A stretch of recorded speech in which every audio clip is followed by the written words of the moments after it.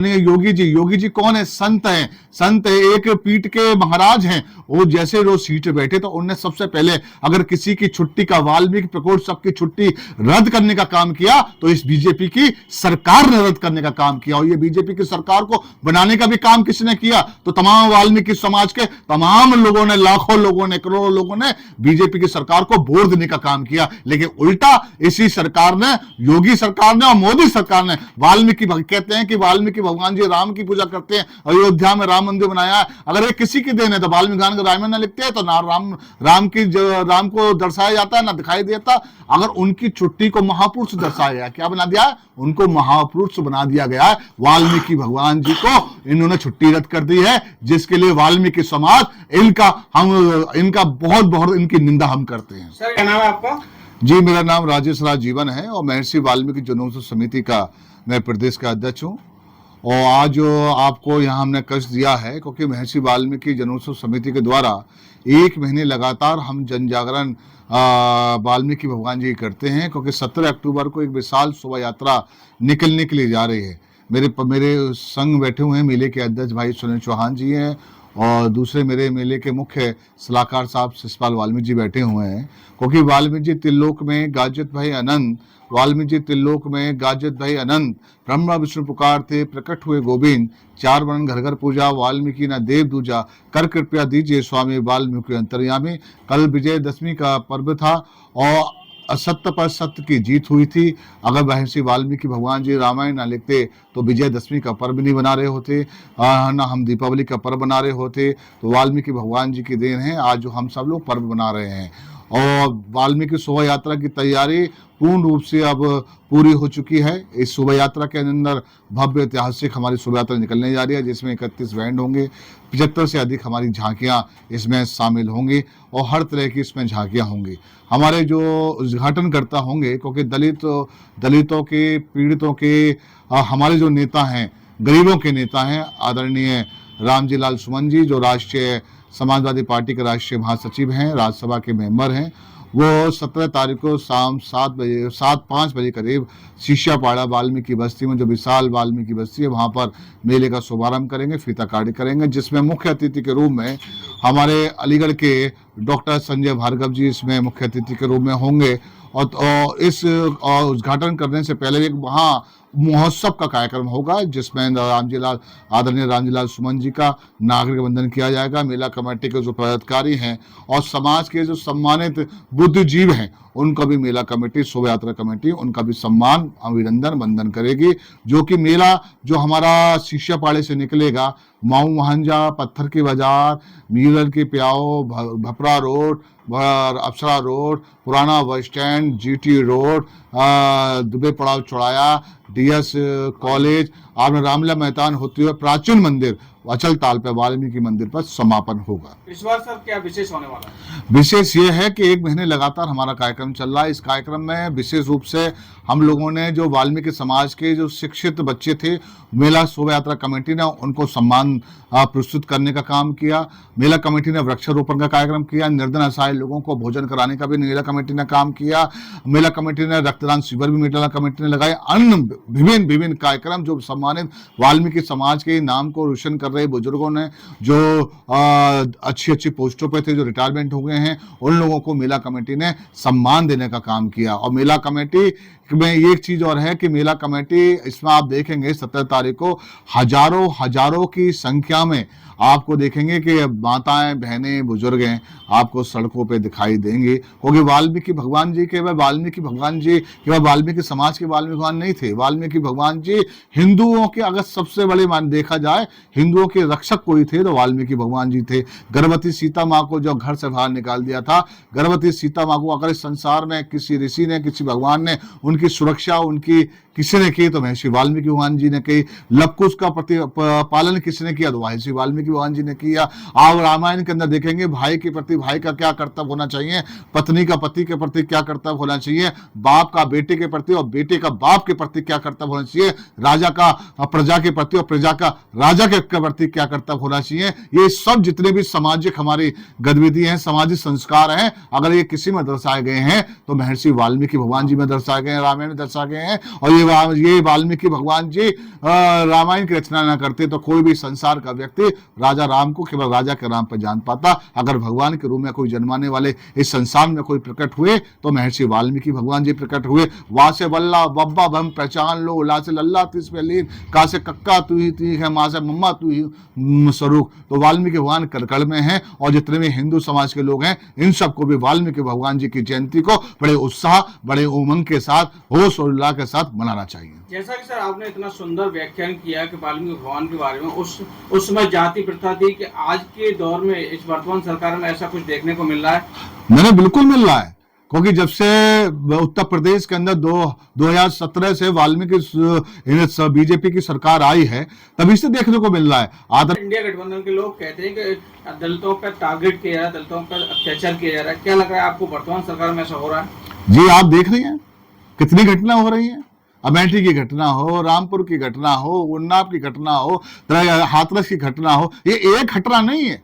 इस सरकार में दिन और रात, दिन और दिन अगर किसी की घटना हो रही है, दलितों को मारा जाता है, अत्याचार किया जा रहा है, बैकवर्डों को मारा जा रहा है, जो गरीब है, या कहने का मतलब जो गरीब है वो गरीबों को कुचलने का कोई काम कर रहा है तो यही सरकार कर रही है। इन लोगों ने नारा लगाया था कि 400 पार हमें दे दीजिए, हम संविधान को बदलने का काम करेंगे। देश की जनता समझ गई थी, आदरणीय राहुल गांधी जी समझ गए थे, राहुल गांधी जी देश को दिखाया था कि ये सरकार अगर 400 पार हो गई तो दलितों को कुछ, इनका काम क्या है, आरएसएस का काम क्या है, स्वयं संघ का काम क्या है, चार वर्ण का क्या काम है? ब्राह्मण का काम है शिक्षा देना, क्षत्रिय का काम है रक्षा करना, वैश्य का काम है पेट भरना, शूद्रों का काम है।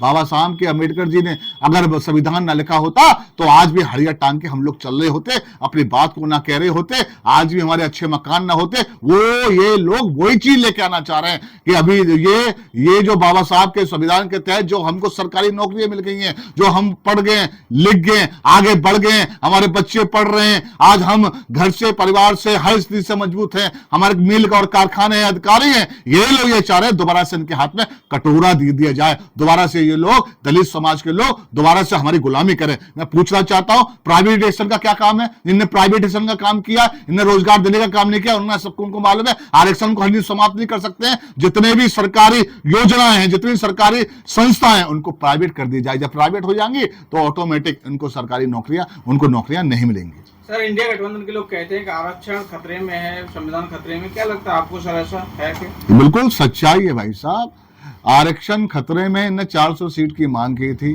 कि 400 सीट दे दीजिए, हम संविधान बदल देंगे। ये राजेश राजीवन का वक्तव्य नहीं है, इनके सांसदों का वक्तव्य है, इनके बड़े बड़े मंत्रियों का वक्तव्य है, खुल्लम खुल्ला इस चीज को कह रहे हैं। अगर इसमें इस सरकार अगर जातिवाद को, धर्मवाद को अगर कोई भड़काने का काम कोई कर रहा है तो यही बीजेपी की केंद्र की हो या प्रदेश की योगी सरकार हो, ये खुल्लम खुल्ला कहते हैं। इनकी भाषा देखिए, शैली देखिए, ऐसा लगता है कि आग बोल रहे हो। अरे आप राजा हैं और राजा के लिए हर जाति का, हर भेद का, हर किस्म का व्यक्ति आपका प्रजा है, तो उसकी भलाई के लिए आप काम करिए, ना कि उनको लड़ाने का काम करिए। सर इतनी बड़ी खामियां हैं इस सरकार में, फिर भी वोट दे रहे हैं लोग, और हरियाणा में तीसरी बार सरकार इनकी बन गई, हैट्रिक लगाई है। ये तो आपको मालूम है कैसे तीसरी बार सरकार में बन गई है।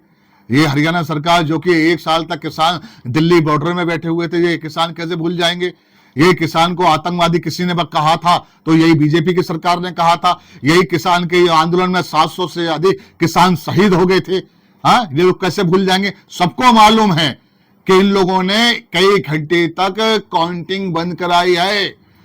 सबको मालूम है लोकतंत्र की हत्या की गई है और देश की जनता जान चुकी है कि भाजपा सरकार सत्ता में आने के लिए कुछ भी कर सकती है। हाल ही में एक बयान आया नरसिंहानंद सरस्वती जी का, उन्होंने कहा है कि जो रावण की जगह इनके जो मौलाना है मोहम्मद साहब, इनका पुतला जलना चाहिए।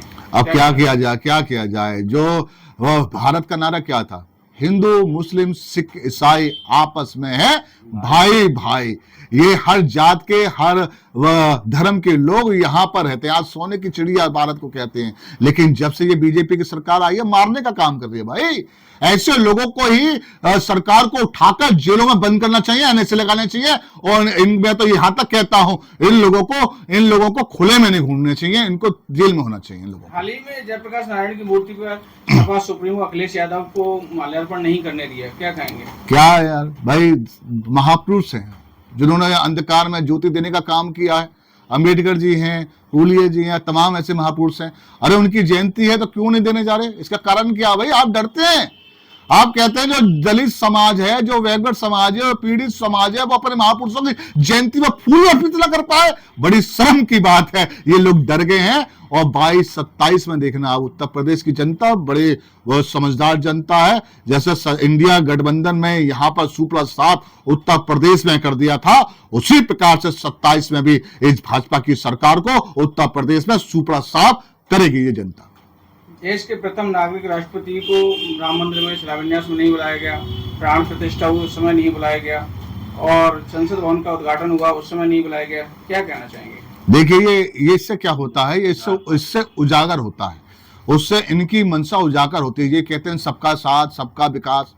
अरे भैया, सबका साथ सबका विकास कहाँ कर रहे हैं? देश की प्रथम नागरिक जो राष्ट्रपति हैं को हमारे को अयोध्या में नहीं बुलाया गया, संसद में नहीं बुलाया गया। इसका कारण क्या है कि इनकी नजर में केवल वर्ण है, शूद्र है और शूद्र का काम होता है इनकी सेवाएं करना।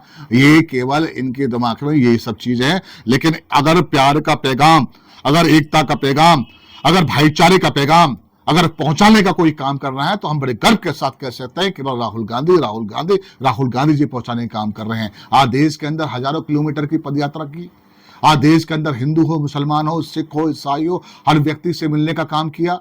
आज जो देश के अंदर लोगों को जोड़ने का काम किया। आज संदेश ये गया है संविधान की रक्षा के लिए अगर सबसे पहले कोई आगे कोई आ रहा है, संविधान की सुरक्षा कोई कर रहा है तो आदरणीय राहुल गांधी जी कर रहे हैं। और ये डर गए हैं और डर से अनाप शनाप बात कर रहे हैं। मैं प्रभु वाल्मीकि जी से मैं प्रार्थना करता हूं इनके नेताओं को, इन तमाम नेताओं को सुबुद्धि दे, जे कि देश के विनाश का काम ना करें, ये देश की अच्छाई का काम करें। जैसा कि राहुल गांधी जी ने भारत के एक छोर से कन्याकुमारी से लेकर जम्मू कश्मीर तक इतनी लंबी पदयात्रा की और भारत जोड़ो इसका नाम दिया।